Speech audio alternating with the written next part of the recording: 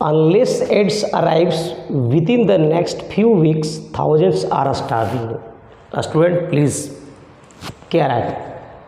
Unless ये अपने आप में सर एक कंजंक्शन है, और याद रखिएगा unless that's your conjunction and it has a negative sense.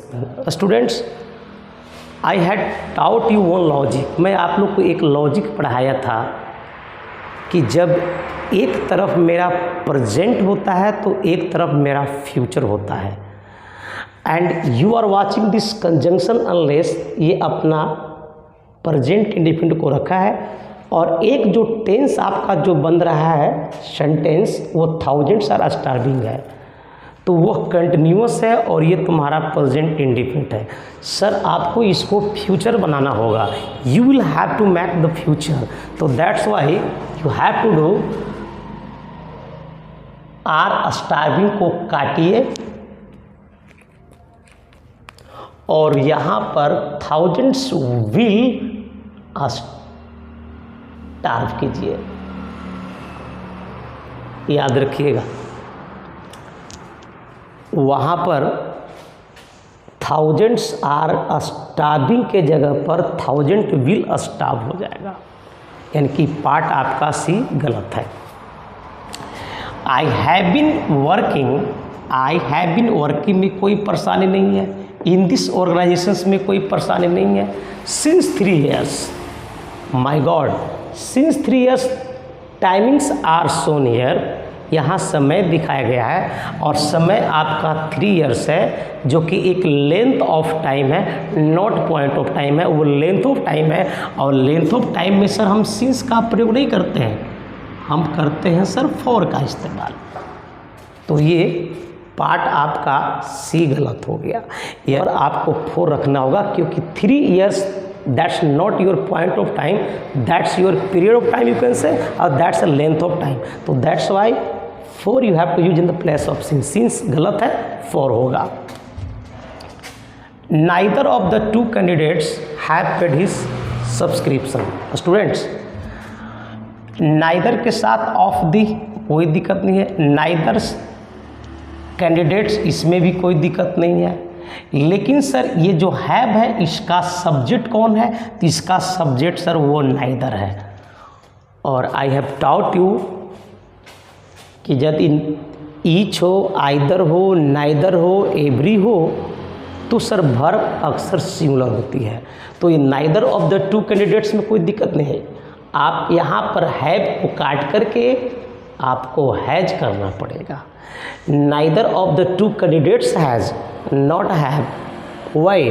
Because of the 2 candidates, ये ऑफ का ऑब्जेक्ट हो जाता है. यानी कि आपको पढ़ाया गया है, यू हैव बीन टाउट कि अगर जिसमें प्रेपोजिशंस लगता है वो प्रेपोजिशन का ऑब्जेक्ट हो जाता है. तो नाइदर यहाँ पर एक सब्जेक्ट है और नाइदर के अकॉर्डिंग हैव नहीं होगा, नाइदर के अकॉर्डिंग तो हैज होगा. तो सर यहाँ पर आपका हैज आंसर होगा. My uncle A well balanced diet is essential for good health. Sir A well balanced diet, इसमें कोई दिक्कत नहीं है. इज एसेंशियल, इसमें भी कोई दिक्कत नहीं. और अच्छे स्वास्थ्य के लिए सर फॉर गुड, इसमें सर कोई है, इसमें नो एरर है. यानी कि this sentence is error free. ये सेंटेंस में एरर है नहीं, ये नो एरर का सेंट है. तो याद रखिएगा a well balanced diet is essential for good health, इसमें एरर नहीं है. My uncle first, my uncle अपने आप में क्या हुआ? सब्जेक्ट हुआ. फर्स्ट क्या हुआ? सब्जेक्ट के बाद तुम्हारा ये वर्ब हुआ. और वर्ब के बाद क्या चाहिए? What you want after the verb? We want object. My friend, that is object. And you are watching this and. And के बाद क्या तुमको मिला? I. I is not object, I is a subject. That's why it is your wrong. You have to write here me. My friend and me. After that your sentence will be corrected. Okay.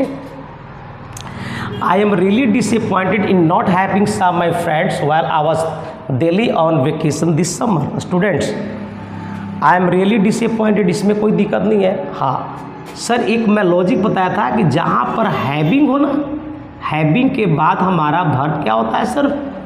Third form हो जाती है. तो यहाँ पे शा दिया हुआ है, ये सेकंड है, इसलिए सर ये गलत है.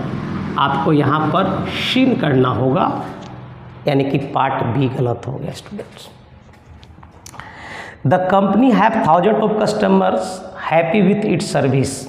स्टूडेंट द कंपनी अपने आप में क्या है, सब्जेक्ट हुआ, और इस सब्जेक्ट के बाद सर ये देखो हैव है जो कंपनी के साथ एग्री नहीं होगी, यहाँ पर हैव को काट के क्या स्टूडेंट करोगे, has. The company have not, the company has, because your subject is singular, that's why verb singular, तो why are you putting the have, so you have to cross the have and use has, यानी part ये गलत हो गया।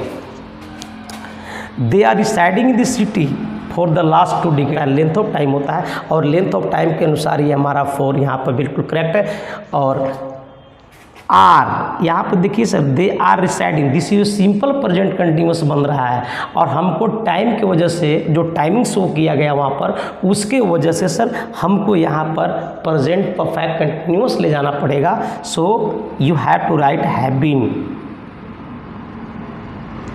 Students याद रखिएगा, यहाँ पर टाइमिंग शो किया गया है, और अगर आप दे आर रिसाइडिंग लिखते हो तो वो प्रेजेंट कंटिन्यूस तैयार होता है, और हमको बनाना क्या है सर, ये टाइम की वजह से स्टूडेंट हमको प्रेजेंट परफेक्ट कंटिन्यूस बनानी है। सो आपको यहाँ आर को हटा के हैव बीन करना पड़ेगा, यानी part A is wrong sir. Our new television set come with 90 days warranty on all electronic component. Students this is your verb, और our new television set, sir हमारा सब्जेक्ट है our new television set, चूँकि television set that is similar, so come नहीं होगा, कम को काट करके sir आपको कम्स करना पड़ेगा स्टूडेंट। यहाँ पर हमारा जो सब्जेक्ट है वह टेलीविजन सेट है, और television set that is singular subject, तो दैट्स वाई कम नहीं कम्स आएगा। That's clear, okay. We had scarcely reach the place then, याद रखिएगा स्टूडेंट, ये पेयर वर्ड होता है, स्कार्सली के साथ देन नहीं, आपको वेन लगाना पड़ेगा स्टूडेंट, याद रखिएगा।